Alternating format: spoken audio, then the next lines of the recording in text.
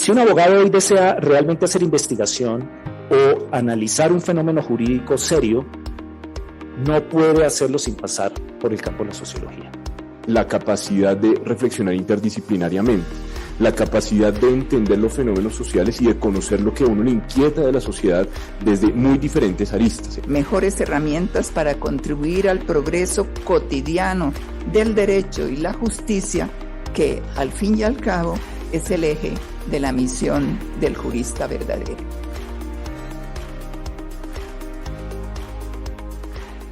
Con la ponencia que se titula El papel de la sociología jurídica en la fundamentación de las decisiones judiciales.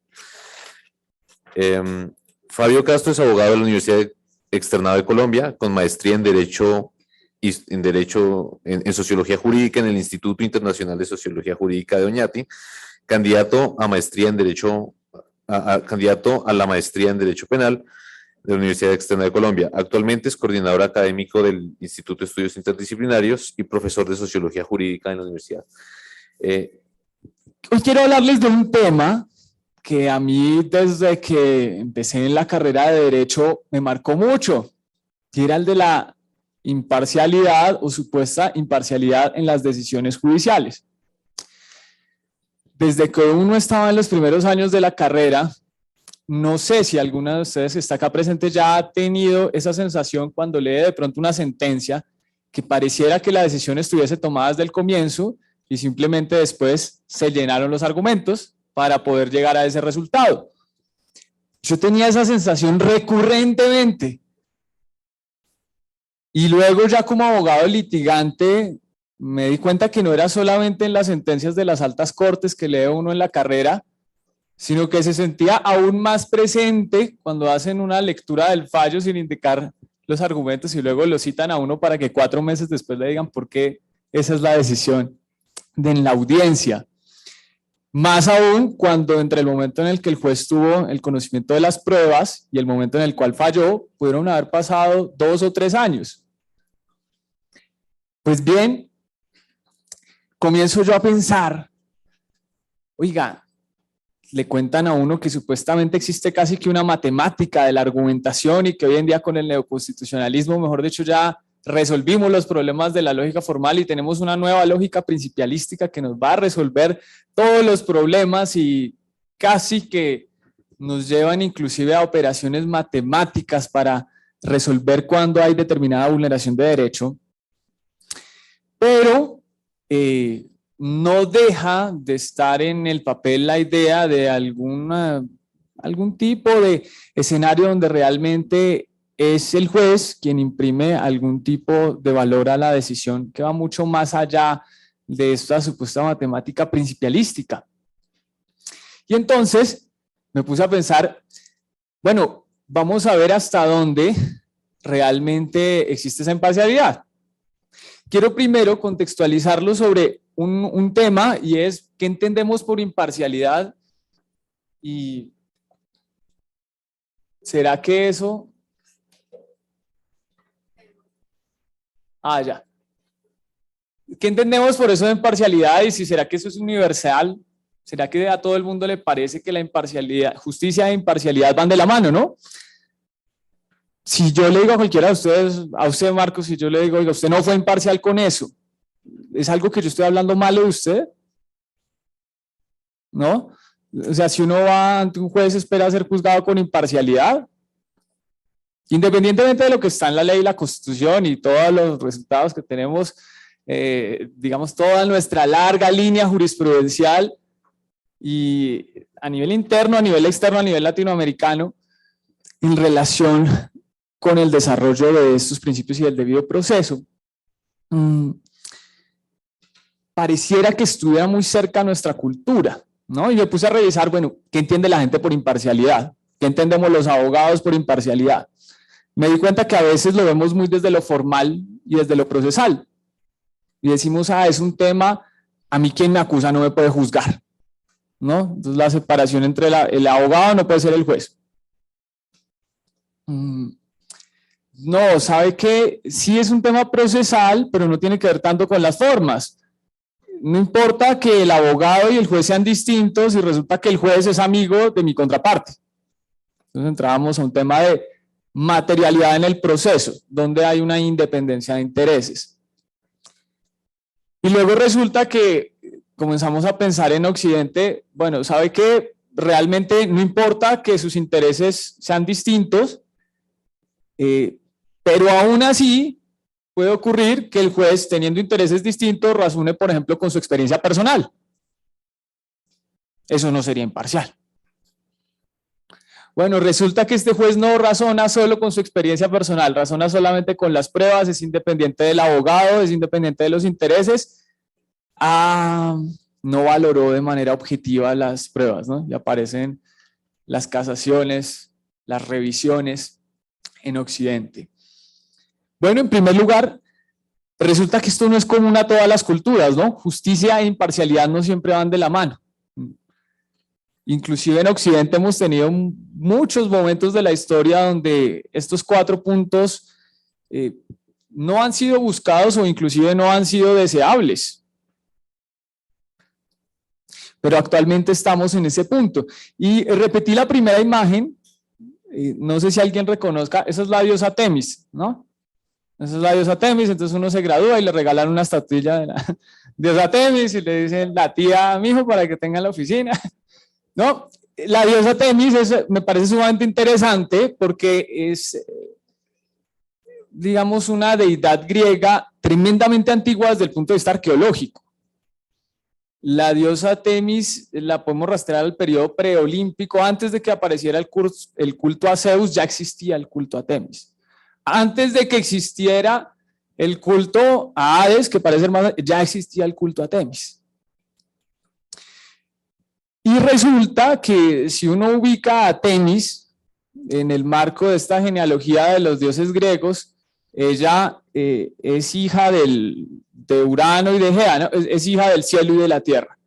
Es decir, antes de que nazcan los seres humanos, desde esa cosmovisión griega, a raíz de nuestra cosmovisión en Occidente, al parecer la justicia es previa a la existencia humana y es previa a la existencia de las jerarquías y de la organización político-social, ¿no? Con un elemento adicional, recibían en la antigua Grecia los jueces el nombre Themistopoloi, cuando todavía no se había separado del todo el derecho de la religión, es decir, eran los sirvientes de Temis. Una cuestión completamente religiosa. El juez es un sirviente de esta diosa, es una suerte de juez sacerdote. Y si uno se va a los atributos de esta diosa, pues se encuentra con estas mismas 4 cosas. Resulta que ella lleva una balanza, ¿no? Pero en la balanza no es ella quien pone las cosas, ella le ponen las cosas, ¿no? Separación entre el juez y el abogado. Está vendada por esta, digamos, asociación que tenemos también en Occidente entre el sentido de la vista y el interés, ¿no? Es decir, Temis no decide con los ojos, Temis decide con el tacto, ¿no? Y ahí es el tacto jurídico, ¿no? Entonces uno no conoce todas las leyes, pero comienza a tener un tacto o un olfato jurídico también a veces decimos. Y supuestamente con base en esto toma una decisión sobre la base de la medición, ¿no? La balanza es ante todo un instrumento de medición para tomar medidas, ¿no? 2800 años antes de Comte, ¿no?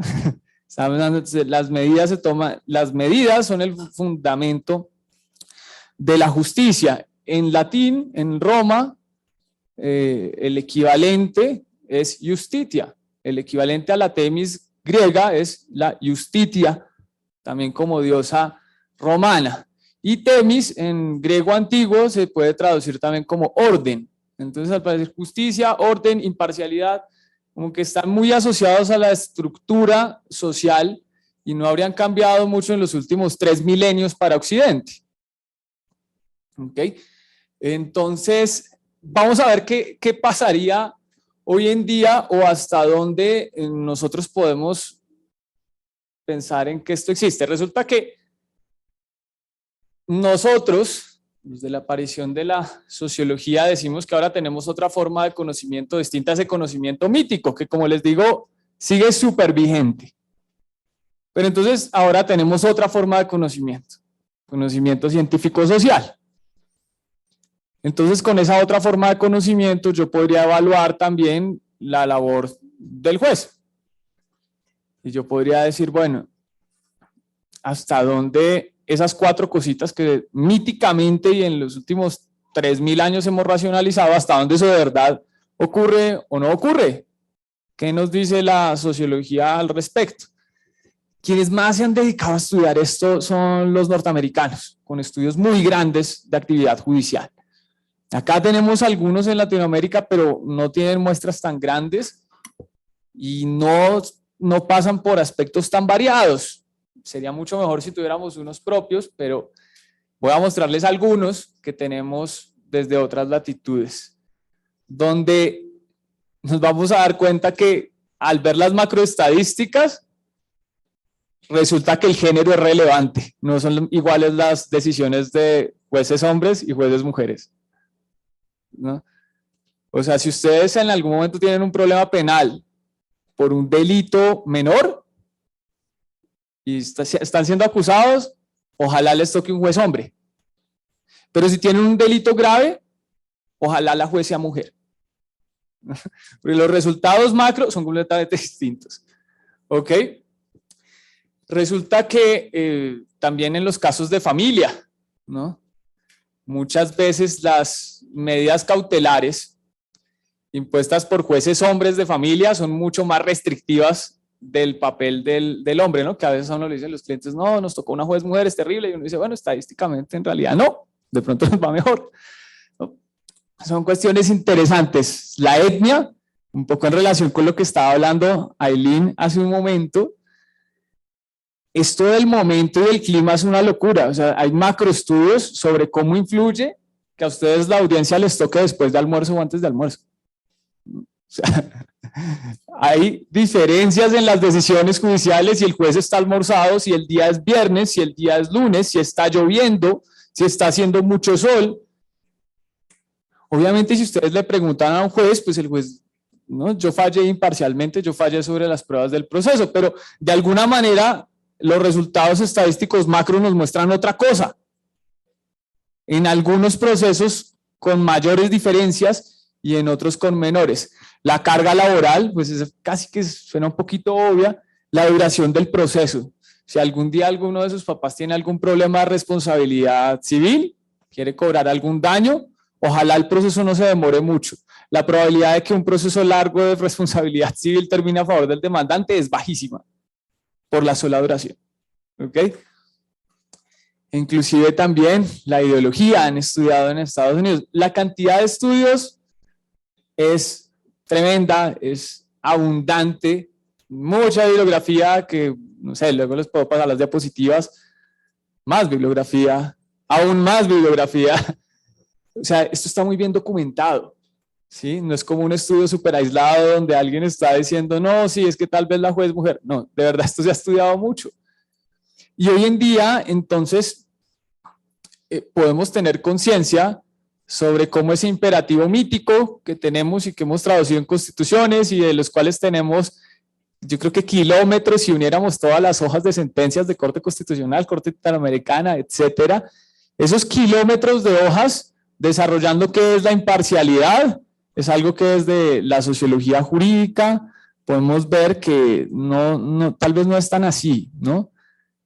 Tal vez esa separación de los intereses personales no ocurre de tal manera.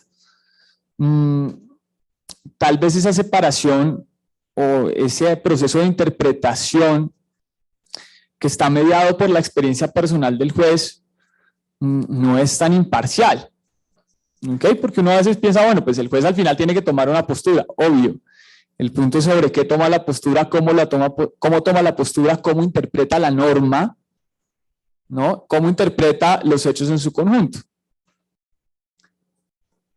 Y acá viene como una primera pregunta que a mí, de esta ponencia, no espero que salgan con respuestas, espero que salgan con más preguntas.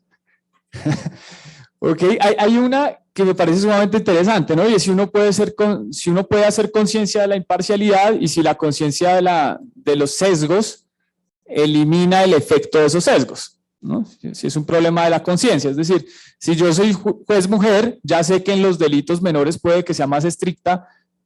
Si yo me hago consciente de eso, ¿será que yo puedo corregir ese sesgo? Eso todavía no se ha estudiado y no hay suficiente estudio en la materia. Es un asunto tremendamente interesante y es, oiga, si yo educo a los jueces, en Colombia solo se requiere experiencia para participar en un concurso de juez, en otros países hay que hacer unos estudios posteriores. ¿Qué pasa si yo en esos estudios posteriores para poder llegar a ser juez, yo les muestro todos los sesgos que tienen los jueces? ¿Será que eso tiene una influencia o no tiene una influencia? Tenemos estudios, de eso sí hay estudios, sobre los efectos de la formación académica de los jueces sobre las decisiones.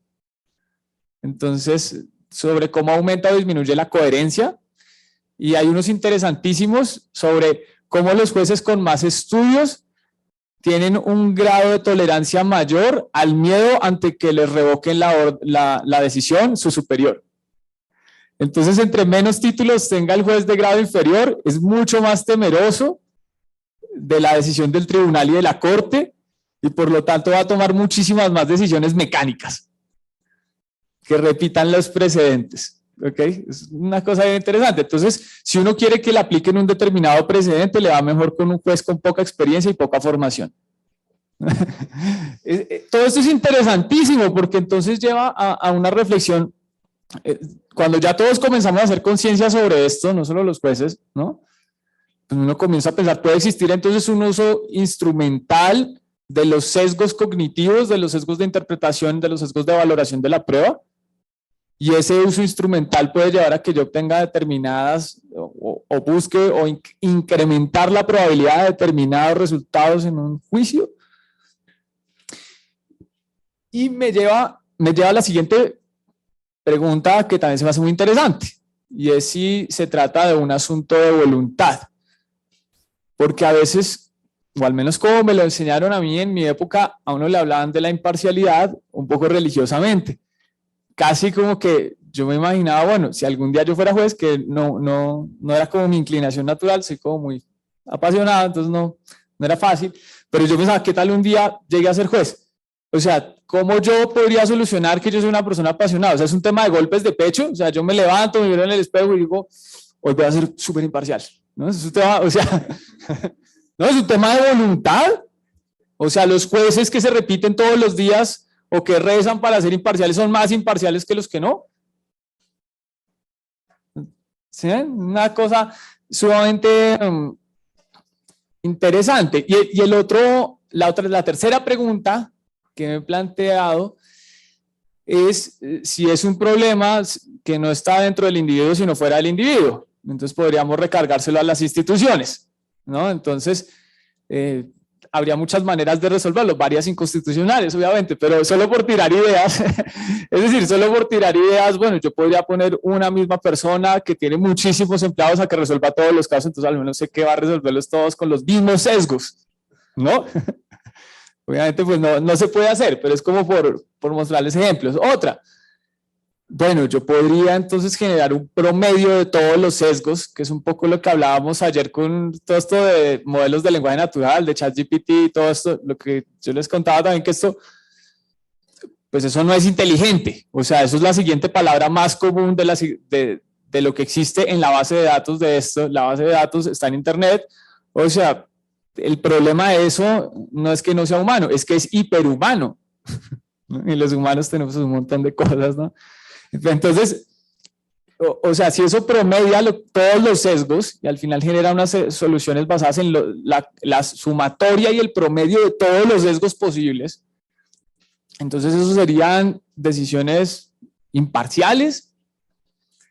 O un tercer tema institucional, uno diría, no, entonces pues no puede haber, y en algunos países lo han pensado así, nunca una decisión debería ser tomada solamente por un juez, sino siempre por tribunales, siempre deben ser, digamos, jueces colectivos, ¿no? Y con esa colectivización del decisor disminuimos el riesgo de los sesgos. Pero, ¿cómo los escogemos? ¿No? Porque es que ya cuando comenzamos a revisar estos sesgos, y hay tantos, y hay muchos que tienen una determinación geográfica impresionante. hay una nueva área que se está desarrollando hoy en día muchísimo, que es lo que llaman la psicogeografía. No sé si han tenido la oportunidad de ver eso. Es una locura. Hoy en día tenemos tantos datos macro de tantos estudios que se le ha hecho a la gente, algunos de ellos psicológicos, donde la gente en algún momento firmó un consentimiento donde decía, sí, yo autorizo que use este test psicológico para alguna cosa, algún estudio de alguna universidad. Bueno, tenemos un material tan grande que hemos podido ver cómo determinadas regiones, entonces las personas puntúan X o Y número en apertura mental en un test psicológico, o puntúan más en otro. Entonces, si yo comienzo a elegir solo personas de esa región y esa región resulta que yo ya sé que geográficamente la gente en promedio es mucho menos abierta, ¿no? Por ejemplo, toda esa zona de la mitad de Estados Unidos, que está medio deshabitada, ¿no? Allá toda la gente puntúa muy alto, ¿no? Entonces, las decisiones pues van a ser muy diferentes a las de otros estados. Entonces, ¿cómo yo compongo esos tribunales plurales? Varios de esos estudios son interesantísimos, unos que han demostrado la influencia de que en un tribunal por lo menos una de las magistradas sea mujer. Eso genera una cantidad de efectos enormes. Uno no se imaginaría, con que solo una de las magistradas sea mujer. Ya cambia todo. Una cosa sumamente interesante. Y bueno, al final lo que yo creo, o lo que, digamos, quiero estudiar todavía más en profundidad, como les digo, esto es una ponencia más de preguntas que de respuestas, es hasta dónde el paradigma mítico que hemos tenido hasta hoy se está comenzando a agotar, ¿no? Hasta dónde de pronto esa Temis que estábamos representando allá, que se hace, pues, o no se hace, sino está vendada, ¿no? Hasta dónde ya no es posible sostener el vendaje porque el pensamiento científico social nos arrancó la venda. Entonces puede seguir siendo la justicia un tema pues de una diosa que no ve, es que lo estamos viendo. Es que podemos educar a los jueces en eso, ¿sí? El paradigma parecería estar agotándose. Y como les digo, pues habría que evaluar, también científico-socialmente uno podría comenzar a evaluar cómo los jueces se relacionan con los sesgos de manera extraprocesal, tanto en el proceso como previamente al proceso.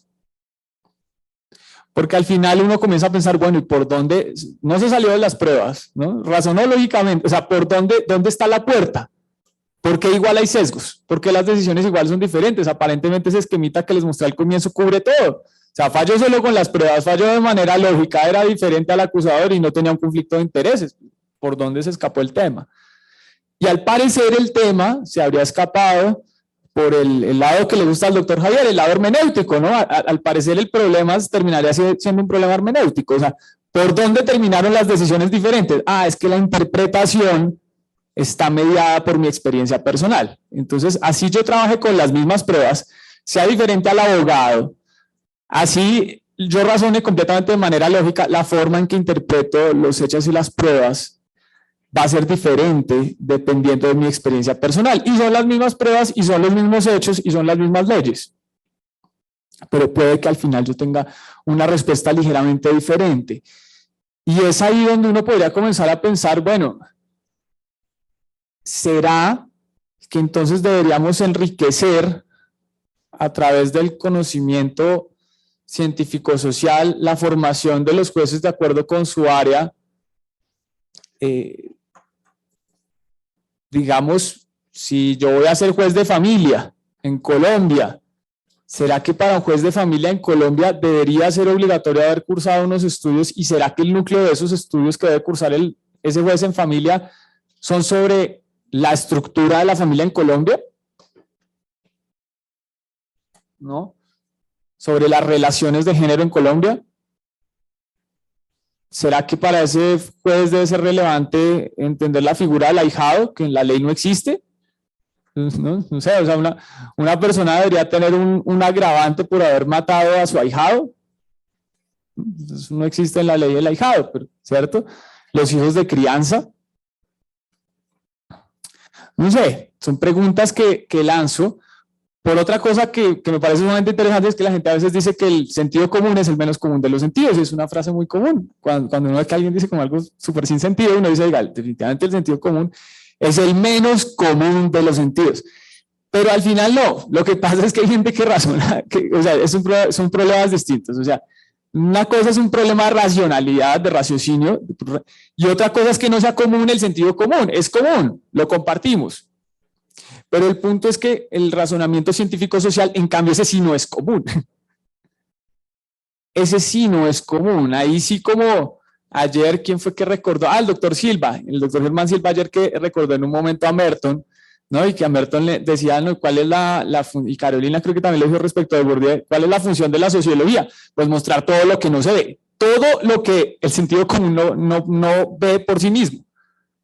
Entonces, y el pensamiento científico-social es aprendido, metódicamente aprendido y metodológicamente utilizado para obtener otra forma de conocimiento. Entonces, ese sí que es cero común en la medida en que tiene que ser enseñado y apropiado culturalmente. Entonces, no podríamos esperar que los jueces de manera intuitiva conozcan las macrocifras sobre la familia en Colombia. O sea, de manera intuitiva yo no conozco las macrocifras. Lo que nos mostraba Ailín hace un momento, pues de manera intuitiva yo no puedo conocer las condiciones de vida de determinada comunidad en el Baupés, de manera intuitiva. Y como tú decías en el protocolo, dice hablar con la autoridad, entonces pues yo llego y hablo de manera intuitiva con la autoridad, sino que realmente el pensamiento científico-social podría complementar tremendamente cómo las personas encargadas de aplicar la ley entienden el contexto, y ese entendimiento del contexto mediaría unos nuevos tipos de interpretación. Y por último, entonces, les dejo planteado acá como pregunta, bueno, casi último, pero casi último, les dejo planteada acá una pregunta, ¿no? Y es si requerimos un nuevo paradigma. Esa es está Ehrlich, ¿no? Que también hablaron ayer de Ehrlich. Pues Ehrlich estaba en otro nivel. Pues realmente me parece que a mí es un autor que me fascina. Ehrlich, a pesar de que toda su vida se la pasó hablando de pluralismo jurídico, curiosamente tuvo un final no muy agradable, ¿no? El Imperio Austrohúngaro, después de la Primera Guerra Mundial, pues termina fragmentado, destruido. La ciudad donde termina viviendo Ehrlich, que hoy está en Ucrania, termina asignada a Rumanía, se prohíbe hablar en alemán, y Ehrlich termina su vida intentando dar clases en un idioma que no sabía hablar. Bueno, entonces, termina un poco triste su vida, y nos quedan muchos textos que todavía están sin traducir. O sea, este señor es tan impresionante que con las pocas cosas que se tradujeron, o sea, Wendell Holmes, el del realismo norteamericano, o sea, el realismo norteamericano nace porque llegó a Estados Unidos los 2 o 3 libros que lograron traducir de Ehrlich al inglés. Pero todavía hay una gran cantidad de textos que están en alemán, en ucraniano, en rumano. Este señor era brillante. Y a mí lo que se me hace supremamente interesante de Ehrlich es, tuvo un debate intensísimo con Kelsen, porque Kelsen le decía, oiga, no, usted está queriendo sociologizar el derecho, y las decisiones no se pueden tomar sobre esa base. O sea, las decisiones toca tomarlas sobre la ley, señor Ehrlich, y lo que dice la ley, eso es lo que da seguridad. Ehrlich creo que murió antes de terminar ese debate, pero en lo que alcanzó a hablar con Kelsen, lo que le decía un poco era, no, espere, yo no estoy queriendo sociologizar el derecho, existe la sociología del derecho, para eso está. Lo que le estoy diciendo es que a los abogados que van a aplicar el derecho hay que formarlos en métodos de investigación sociojurídica, que es algo diferente. ¿Por qué? Porque en el entendimiento de la realidad social se van a enriquecer con otras formas de conocimiento. Es algo completamente diferente, no necesariamente implicaba una aplicación de una fuente extralegal. ¿Podría? Sí, pero no necesariamente. Y un poco una pregunta que yo me he hecho muchas veces y que se la he contado a algunas personas del auditorio es, bueno, ¿y cómo sería, por ejemplo, una universidad de pretores? ¿No? Es una pregunta que me he hecho yo, pero que creo que se la hizo Ehrlich, solo que no la escribió, pero creo que no es mía, es de él la pregunta, solo que no la escribió. ¿Cómo sería una universidad de pretores? ¿Cómo sería una universidad de juristas en Roma? O sea, recuerden que el derecho allá no estaba codificado, o sea, no podía como... Esperen, o sea, Aulo Gelio y no sé qué por allá en la Galia, esperen, yo me voy al Senado en Roma 4 meses y yo pregunto a los cónsules qué hago en este caso. Pues no sucedía así, y un poco Ehrlich lo que observaba era la labor del jurista y del abogado como un gran observador de los equilibrios sociales. y de los fenómenos sociales y cómo se podía encontrar soluciones a los casos con base en la observación de los fenómenos sociales. No significaba eso que se desconociera, obviamente, que había unas reglas que se iban estructurando y estabilizando en la sociedad. No significaba eso.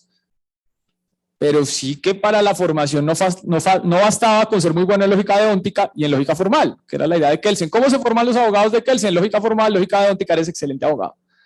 Ehrlich le estaba diciendo, chévere, súmale una tercera. Súmale métodos sociojurídicos de investigación. Y vas a tener un abogado todavía mejor que Kelsen. Esa temis no existe. O sí, ya existe. Bueno, ya existe. Anoche no existía. Lo que pasa es que busqué temis y no aparecía en Google. Entonces, esa temis la creó una inteligencia artificial anoche. Entonces le dije, yo quiero una temis, pero sin que esté vendada, ¿no? Pero mantenga la balanza y mantenga la espada. Por eso, pero me sacó entonces una espada toda rara, como súper grande.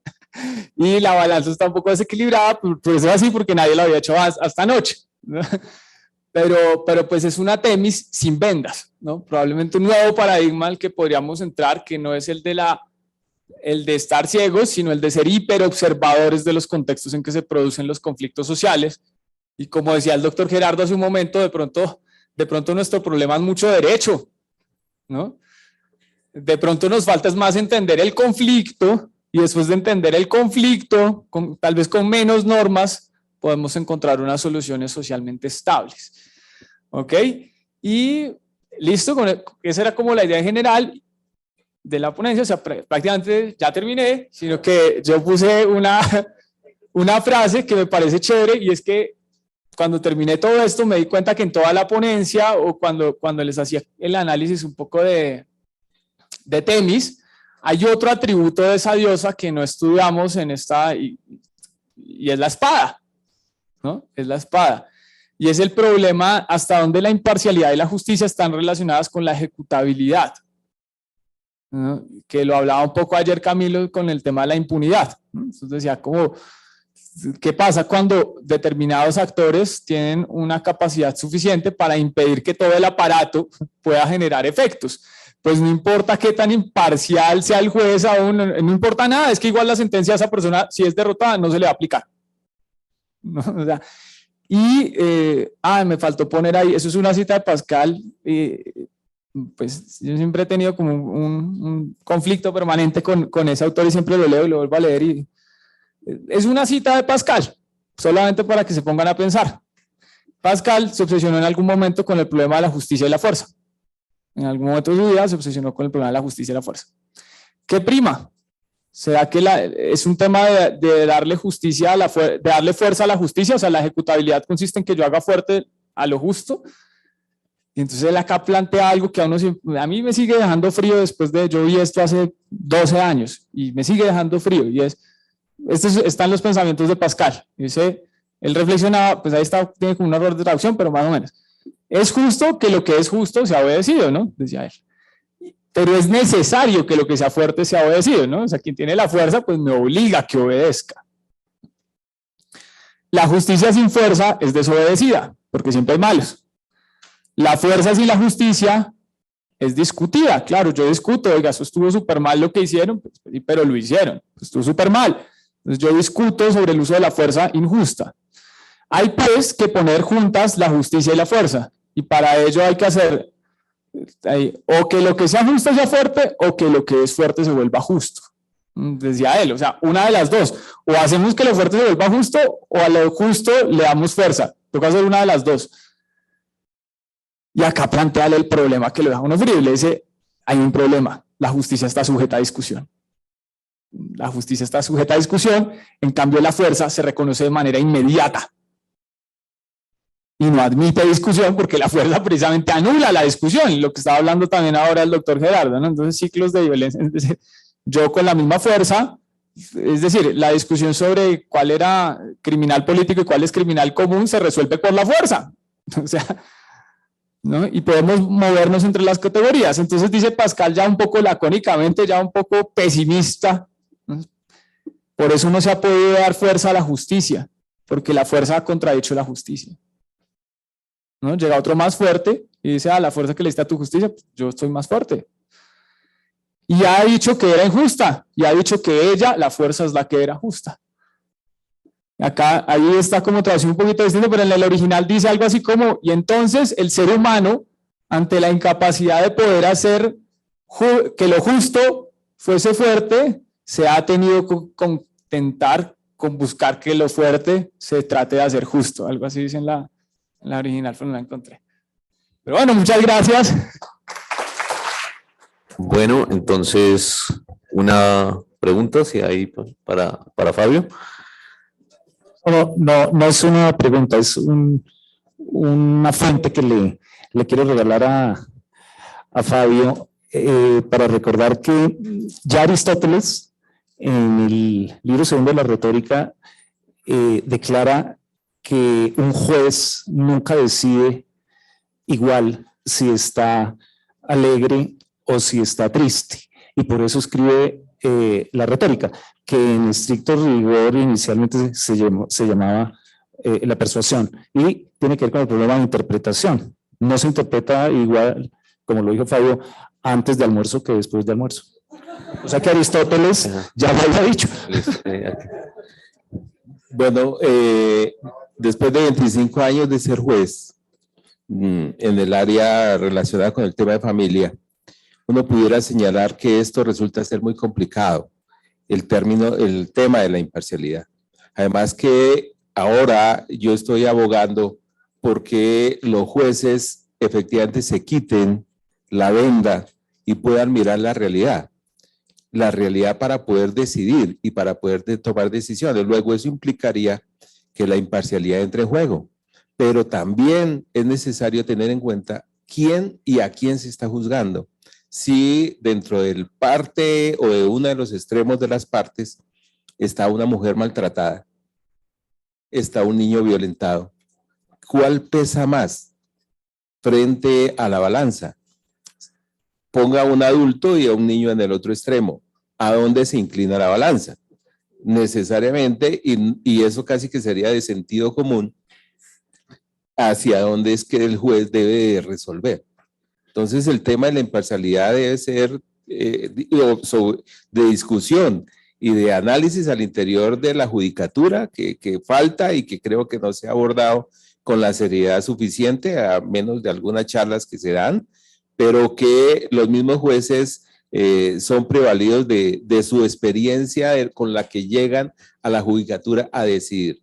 Y tiene usted la razón, si es mujer, si es hombre, influye, pero también si es un cuerpo colegiado y hay una mujer que no tiene, por decirlo así, como la fortaleza para mantener una posición, puede estar siendo sometida a la voluntad de los otros si son hombres. O sea, eso es un tema también complicado que eventualmente, dada su carácter, puede imponerse también frente a unas posibles soluciones que se estén dando desde los otros.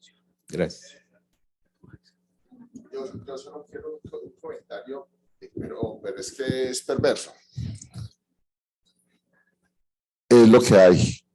El ser humano es juez. ¿Cómo cambiar eso? Muy difícil. Solo para ejercicios de clase y para exposiciones, contar qué es lo que pasa, pero no va a cambiar. Listo. Hay dos preguntas más, acá tú y una virtual. Bueno, primero que todo, muchas gracias, profesor Fabio, por su explicación. Y pues cuando estabas hablando sobre el debate Ehrlich versus Kelsen, que este tema ya lo habíamos visto en clase, una de las clases ya hace un tiempo, y que ya dentro de poquito, el 19 de este mes, se van a celebrar 50 años del fallecimiento del que para mí es el mejor jurista que ha traído el mundo, que es Kelsen. Para usted, ¿qué es lo que queda de Kelsen en la actualidad? ¿Qué quedaría de Kelsen en la actualidad? Por favor, pues no se vayan, en 3 minutos vamos a salir para el almuerzo. Gracias por la pregunta, y sea esa la oportunidad para dar un mensaje comercial, y es que el próximo semestre lo íbamos a hacer el 19, o sea, vamos a hacer un evento del instituto sobre los 50 años de Kelsen, pero nos dimos cuenta que estábamos muriendo solo con las jornadas, entonces lo corrimos y dijimos, bueno, pues unos días más, unos días menos. pero lo tenemos muy presente, entonces desde ya invitamos a ese evento donde ese va a ser el tema de uno de los paneles que estamos trayendo una gente súper dura, o la idea es, ¿no?, de Alemania, de Austria, o sea, y vamos a reflexionar sobre eso. Bueno, ¿qué queda de Kelsen hoy? ¿No? ¿En qué tantas cosas del debate de Kelsen con Hart, con English, con Schmidt y con Ehrlich? ¿Cuáles fueron los puntos más duros? ¿Cuáles fueron los ataques más duros que en su momento recibió? ¿Y qué tanto de la teoría pura del derecho como teoría queda hoy? O si ya se agotó esa variedad de positivismo jurídico. Entonces, más que responderle la pregunta, lo dejo de una vez como para que sepa que tiene que inscribirse al siguiente evento.